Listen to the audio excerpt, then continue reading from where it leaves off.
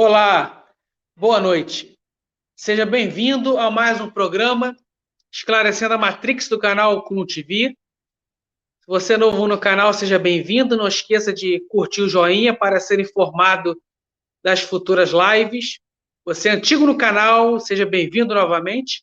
Não esqueça de curtir, comentar e compartilhar a live de hoje. O programa Esclarecendo a Matrix tem como objetivo esclarecer, orientar, informar, ensinar, debater, discutir. O tema do programa de hoje vai ser mais uma videoaula curta sobre o poder do voto. Domingo, dia 2 de outubro de 2022.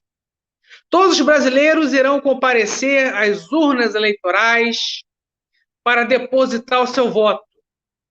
Iremos votar nos candidatos a deputado federal, deputado estadual, um senador, governador e presidente da República. Então, para ajudar aos telespectadores a votarem com cidadania, coerência, democracia e discernimento, precisamos entender o que cada um deles fazem, cada cargo possui uma função, precisamos entender o que se trata de cada cargo e cada função, e precisamos entender o contexto do nosso país, para a gente votar certo no dia 2 de outubro de 2022, neste domingo. Mas antes de eu ensinar o que se trata de cada cargo e função, eu preciso falar do nosso país. A República Federativa do Brasil possui esse nome por quê? Porque, de acordo com a Constituição de 1988, para quem não sabe, a Constituição Federal é a lei suprema de um país, ela que decide a forma de governo do país, a forma de Estado do país, a estrutura do país, os três poderes do país e os direitos individuais e coletivos dos cidadãos desse país. Então, a Constituição Federal de 1988 é a lei suprema do Brasil, que definiu que o Brasil é uma república. Definiu que o Brasil é um Estado federativo, uma federação. O Brasil é uma república porque o seu povo elege os representantes deles para ocupar o poder legislativo e o poder executivo. O Brasil é uma república porque o seu chefe de Estado, o seu chefe de governo se chama presidente. E o povo elege ele mediante voto. O Brasil é uma federação porque ele é formado pela União e Estados-membros.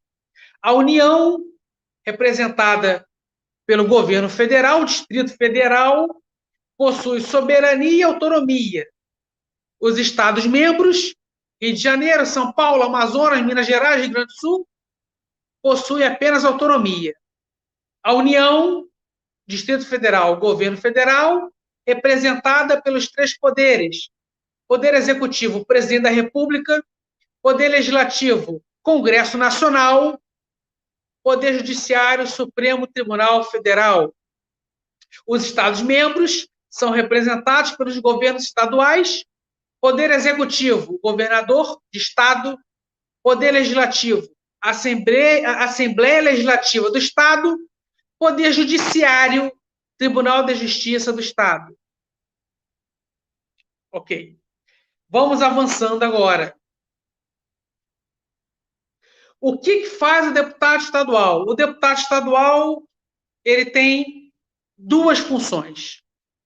Aliás, três funções. O deputado estadual tem três funções: apresentar projeto de lei, votar projeto de lei, fiscalizar o governador do estado. Qual a função do deputado federal? Três funções: apresentar projeto de lei, votar projeto de lei, fiscalizar o presidente da República. Qual a função do senador? Três funções: apresentar projeto de lei, votar projeto de lei, fiscalizar o presidente da República. Qual a diferença de deputado federal para senador? se ambos possuem as mesmas três funções. A diferença é que a Câmara dos Deputados, os deputados federais, cuidam dos interesses do povo. E o Senado, os senadores, cuidam do interesse do Estado.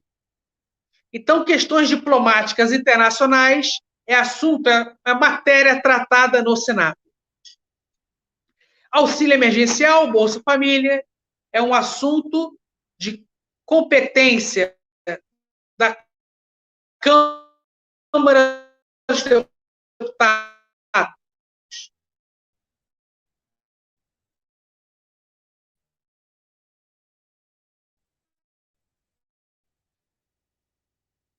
O governador de poder executivo daquele estado. O governador de estado é o chefe do poder executivo do estado. Ele tem que administrar o estado. O governador cuida da saúde, educação e segurança. O governador de São Paulo, ele tem a obrigação de administrar São Paulo. Ele cuida da saúde de São Paulo, educação de São Paulo, segurança de São Paulo, infraestrutura e mobilidade urbana de São Paulo e da economia de São Paulo. Qual a função do presidente da República? O presidente da República é o chefe do Poder Executivo. No Brasil, por sermos uma república, ele acumula duas funções. Ele é o chefe de Estado e chefe de governo. O presidente da República, ele tem que administrar a economia do Brasil, ele tem que cuidar da saúde, segurança, educação, infraestrutura, mobilidade urbana, saneamento básico do Brasil. Por ser chefe de governo, ele tem que administrar a economia e prestar serviços públicos. Por ser chefe de Estado, ele representa o Brasil lá fora, ele assina tratados e acordos internacionais e ele sanciona e veta leis aprovadas pelo Congresso Nacional. Então, nessas eleições do dia 2 de outubro de 2022, pleno domingo agora, nós teremos o direito, o dever e o poder de eleger nossos futuros deputados federais, deputados estaduais, senadores, governadores e presidente da República. No Brasil, de acordo com o que preconiza, reza a nossa Constituição Federal, nós temos três poderes. Poder executivo tem a função de executar as leis e administrar o Estado, prestando serviços públicos como saúde, segurança, educação. O poder legislativo, ele tem a função de propor, votar, aprovar leis e fiscalizar o poder executivo. E o poder judiciário, ele tem duas funções: é julgar conflitos e aplicar a lei. O poder judiciário julga conflitos e aplica a lei. Ele não pode criar leis. Ele tem que aplicar as leis já existentes. O poder legislativo, ele cria leis, mas não pode julgar conflitos, nem aplicar leis. O poder legislativo, ele apresenta projeto de lei, ele vota projeto de lei, ele cria leis, mas não aplica leis. Quem aplica as leis é o poder judiciário. Quem julga conflitos é o poder judiciário. Quem cria leis, o poder legislativo. Quem fiscaliza o presidente da República, o poder legislativo. O poder executivo não cria leis, não aplica leis, não julga conflitos. O poder executivo administra o Estado, presta serviços públicos e executa as leis.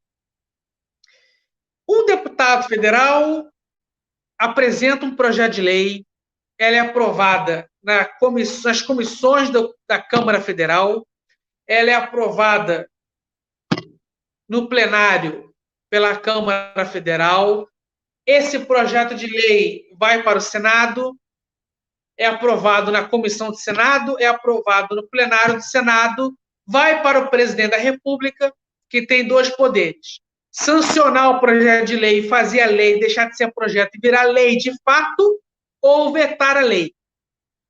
Quando o presidente sanciona a lei deixa de ser projeto de lei, vira lei de fato, e cabe ao Poder Judiciário, Supremo Tribunal Federal, avaliar se essa lei, aprovada pelo Congresso Nacional, Câmara de Deputados, Senado, e sancionado pelo presidente da República, ela é constitucional ou não. O que significa isso? O Supremo Tribunal Federal tem a função de proteger a Constituição e é ele que avalia, fiscaliza, estuda se a lei é aprovada respeita as orientações da Constituição Federal ou não. Se respeita a Constituição, o Supremo nada faz. Se a lei desrespeita, descumpre a Constituição, o Supremo anula. Só que o Supremo não atua de ofício, sozinho. Ele tem que ser provocado mediante alguma ação proposta por alguma pessoa jurídica.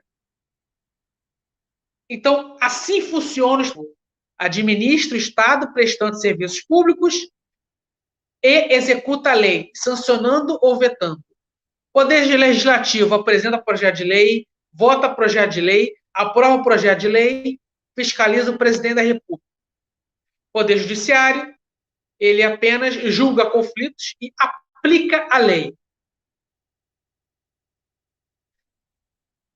Agora, para finalizar essa videoaula, precisamos falar de aspectos econômicos, para a gente votar com mais propriedade ainda nessas eleições de domingo. Se a pessoa é afinizada com o liberalismo econômico, que defende que o Estado é mínimo, ela deve votar em candidatos e partidos políticos que defendam o liberalismo econômico. Se a pessoa que é afinizada com o liberalismo econômico, que defende o Estado mínimo, que defende as privatizações, que defende que o Estado só tem que dar saúde, educação e segurança e mais nada, ela deve votar em candidatos e partidos políticos liberais.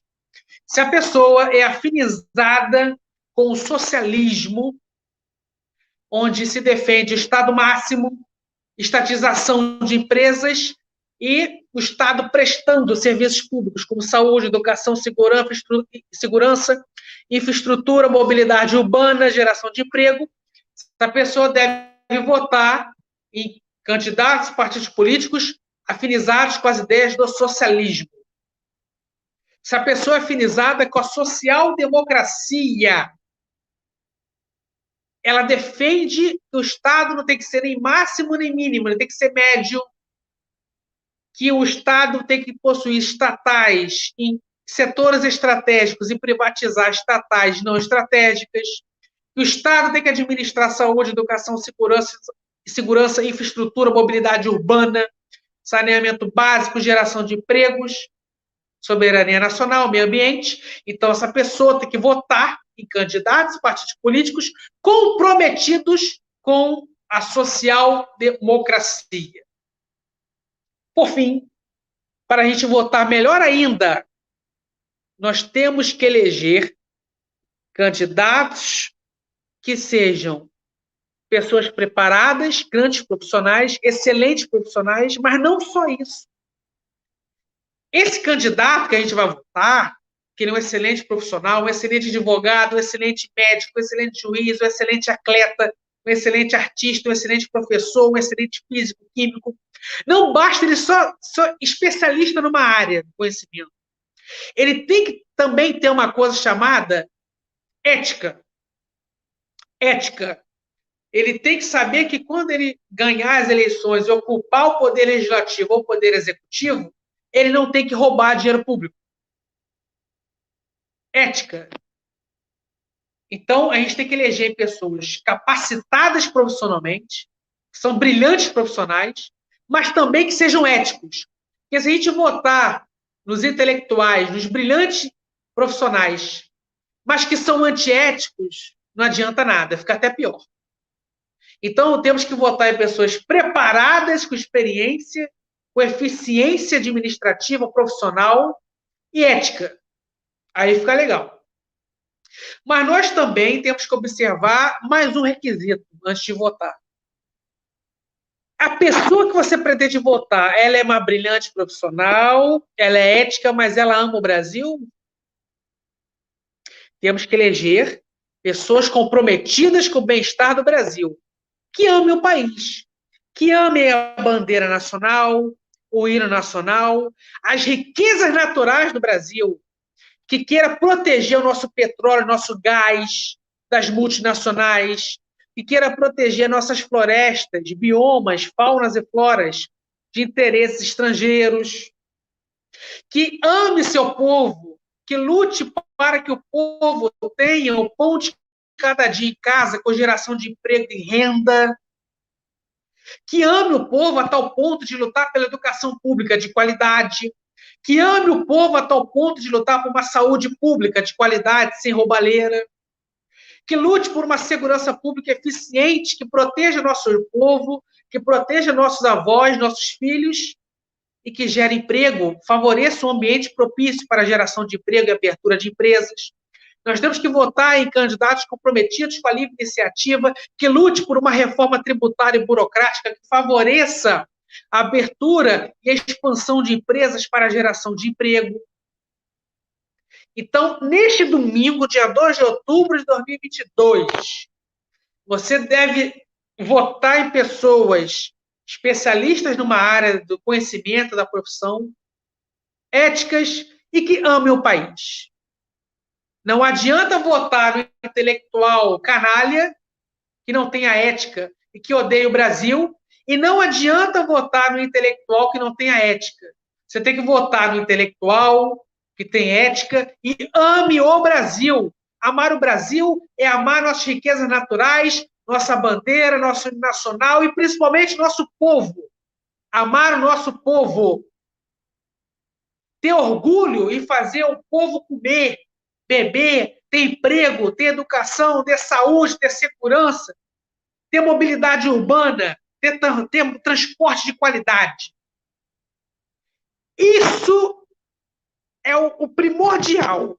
Enquanto a gente não votar em pessoas que não amam esse país, não amam seu povo, não adianta. Amar o país é amar o conjunto da obra. E o povo tem que estar inserido nisso. Porque não adianta você amar o hino nacional, a bandeira nacional, usar a camisa verde e amarela da seleção brasileira e não amar o seu povo. Temos que amar o nosso povo. O Estado é feito de povo. O Estado é a soma do território e do povo. Dentro desse território há vários grupos específicos. Há o judeu, o muçulmano, o evangélico, o espírita, o candomblessista, o budista, o indiano. Há o flamenguista, o corintiano, o palmeirense, o vascaíno, o atleticano, o cruzeirense. Há o branco, o preto, o índio, o europeu, o japonês, o árabe. Então, o país, o Estado é a soma do território dos grupos, das pessoas que vivem nesse território. Volto a repetir, amar o Brasil não é amar a bandeira do Brasil e a camisa da CBF. Além disso, é amar o povo. O povo. Porque não adianta você ganhar dinheiro e seu vizinho não. Não adianta você ter saúde e o seu amigo não. Não adianta você ter educação e o seu amigo não. Não adianta você ter emprego e o seu colega não. Uma hora vai estourar, vai quebrar. Todo mundo feliz é país desenvolvido, país próspero, é país seguro, é país gostoso de se viver. Os próximos governantes, eles têm que fazer todo mundo sorrir. E não só o rico. Todo presidente da República e governador favoreceu os bilionários, os milionários, o sistema financeiro, os banqueiros. Mas somente o governante que fez todo mundo se favorecer, não só o rico, como a classe média alta, a classe média média, a classe média baixa e o pobre, quem faz todo mundo sorrir, esse ganha todas as eleições, porque ele é amado. Não precisa nem comprar voto, porque ele é amado. Ele já tem voto de forma espontânea. O próximo presidente da República não pode governar para uma microminoria. Ele tem que governar para todo mundo. Todo mundo tem que ser feliz. Ou todo mundo come o bolo, ou ninguém come o bolo. Não pode só pequenos grupos comer o bolo e a maioria fora. No dia 2 de outubro de 2022, neste domingo, se você tiver afinidade com qualquer tipo de ideologia política, vota no seu candidato que é afinizado com as suas ideias e pensamentos, mas não esqueça de fazer a regra de 3. Eficiência profissional, ética e amor ao Brasil. Encerro mais um programa Esclarecendo a Matrix do canal Cunha TV. Gratidão a você que nos assistiu, curtiu, comentou e compartilhou essa live. Gratidão a Cris de Pascoal, presidente do nosso canal. Gratidão a Carlos, nosso assessor técnico. Que todos tenham uma excelente noite, um excelente domingo. Vamos votar com coerência e discernimento, que aí as coisas começam a melhorar. Gratidão.